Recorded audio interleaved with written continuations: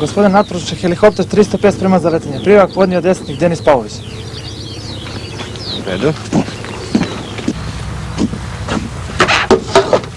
A pregled je standardan koji svaki drugi, čisto vizualni pregled helikoptera. Da nema opet nekih, kako je bilo pogodaka, potržite ako se može naći ostaci od metaka i tako. Vidite da nije došlo nekog većeg oštećenja na helikopteru. Pregledate motore, reduktor, međureduktor, u knjižici ima posebno rubrike pretpoletni pregled i po knjižici se radi pretpoletni pregled helikoptera. Stavki ima dosta, tako jedan pretpoletni pregled trajamo oko 40 do 45 minuta. Ovo je helikopter koji je svugdje poznat u svijetu pod NATO nazivom Hind, a inače vrlo moćan stroj sa ubojitim naoružanjem, što se pokazuje tijekom ovog Domovinskog rata na izvršenju raznih zadaća, ne samo bojevih nego i ostalih. I čovjek kad sjedne ovakav jedan helikopter osjeća se maksimalno sigurno. U Mi-8 helikopteru dva pilota su od kojih jedan sjedi pored drugog. Dok ovdje su dvije kabine, jedne iznad drugog i nema vizualne kontakte između članova posade, osim putem interfonske veze. Samim tim drugačije je i osjećaj nekako usamljenosti u samom helikopteru, jer ne vidiš nikog osim sebe, osim glasa što čuješ. Najveća u stvari koordinacija je između vođe zrakoplova i pilota operatera. Tu postoji jednostavno kazano podjela posla i u svakom letu se zna tko što radi. Ovo je radno mjesto drugog pilota na borbenom helikopteru Mi-24. Funkcija drugog pilota je, pored toga što se iz ove kabine može letjeti, da vodi navigaciju i da upravlja vatrom.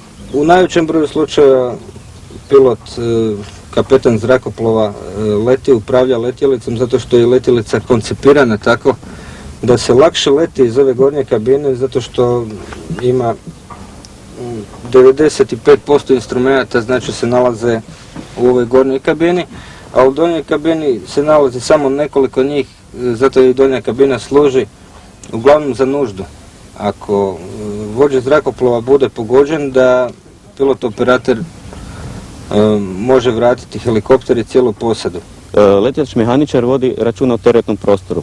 U letu pratite parametre, ako imate neki prevoz tereta ili tako nešto, raspodijelite teret u teretnoj kabini. Ako se vrši prevoz ranjenika ili izvlačenje ranjenika, rukujete sa dizalicom. Mora u svakom letu postati podjela posla i neprestana komunikacija između pilota vođe zrakoplova i pilota operatera.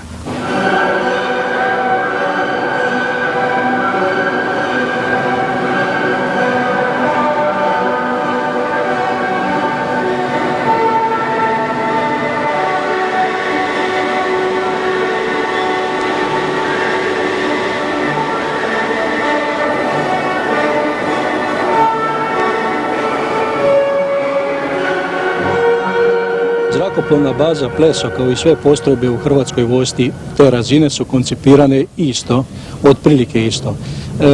Naša zrakoplovna baza se razlikuje u nekim segmentima od postrojbi iste razine u Hrvatskoj vojsci. Formirana je od zapovjedništva zrakoplovne baze i postrojbi zrakoplovne baze Pleso.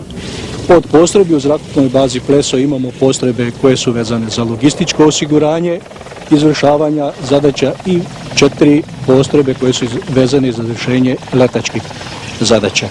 Eskadrila borbenih helikoptera ima osnovnu zadaću koja je vezana za potporu postrojbama KOV-a i Hrvatske ratne mornarice. Po dolasku na posao sastajemo se kod zapovjednika eskadrile na briefingu gdje se točno utvrđuju aktivnosti, znači, za taj dan. Iscrtavaju se rute na zemljovidu, konkretne se zadaće dobiju, meteopodaci, budemo upoznati sa meteopodacima, sa obavještajnim podacima i svim ostalima koji su nam bitni. Kad je letački dan, otprilike startno vrijeme je od 9 sati ujutro. Prije leta se izvrši liječnički pregled. ide se na letenje i leti se negdje do 1 sat. Kada se ponovno sastajemo u eskadrili i započne analiza letačkog dana. U Domovinskom ratu učestvovalo se u raznim akcijama, prvenstveno moramo napomenuti spašanje ranjenika sa prvih crta bojišnice, to je znači u zonama borbenog djelovanja. Ova eskadrila borbenih helikoptera je eskadrila koja ima najmlađi prosjek godina u Hrvatskom ratnom zrakoplovstvu i protuzračnoj obrani, ali to ne znači i najmlađa po svom iskustvu i doprinosu Domovinskom ratu.